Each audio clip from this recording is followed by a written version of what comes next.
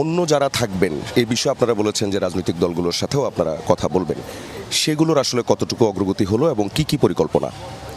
দেখুন, আমাদের হচ্ছে বাকি যে প্যানেলটি থাকবে সেই প্যানেলে কারা থাকবে সেটি নিয়ে আমরা আসলে সকলের মতামতের ভিত্তিতে এমন একটি অন্তর্বর্তীকালীন সরকার গড়তে চাই যেটি নিয়ে আসলে মানুষের একটা আস্থার জায়গা তৈরি হবে। সেই জায়গা থেকে আমরা বিভিন্ন যারা দল রয়েছে, রাজনৈতিক দল, তাদের সাথেও কথা বলার চেষ্টা করছি।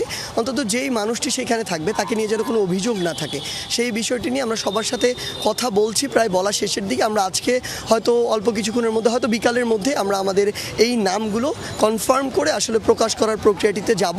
তো আশা করি পুরো দেশের মানুষের সামনে অন্তত আমরা এরকম একটি প্যানেল দিতে পারবো, যেই প্যানেল নিয়ে এই দেশের অধিকাংশ মানুষের ওই আস্থার জায়গাটি রয়েছে। দেশে তো এখন কোনো সরকার নেই, অ্যাডমিনিস্ট্রেশনও কাজ করছে না। অ্যাকচুয়ালি আমরা দেখছি শিক্ষার্থীরাই বিভিন্ন জায়গায় কিছু দায়িত্বগুলো পালন করছে। সেই জায়গায় আজকের মধ্যে, কারণ পুরো দেশের মানুষের মধ্যে এবং দেশের বাইরেও কিন্তু এক ধরনের একটা যে শঙ্কার কথা অথবা এক ধরনের আগ্রহের জায়গাটা আছে যে আজকের মধ্যেই হচ্ছে কিনা, অ্যাকচুয়ালি বাংলাদেশ কখন সরকার পেতে যাচ্ছে, এটা কি বলতে পারেন কিনা যে আজকের মধ্যে হবে? আচ্ছা, গতকালকে আমাদের হচ্ছে যিনি এই অন্তর্বর্তীকালীন সরকারের প্রধান উপদেষ্টা থাকবেন, প্রফেসর ডক্টর মোহাম্মদ ইউনূস, তার গতকালকে একটি মাইনর অপারেশন হয়েছিল। তো তিনি আজকেই দেশে ফিরবেন। আসলে আজকে আমরা আশা করছি তিনি রাতে ফিরবেন অথবা আগামীকালকে ভোরের মধ্যেই তিনি ফিরবেন।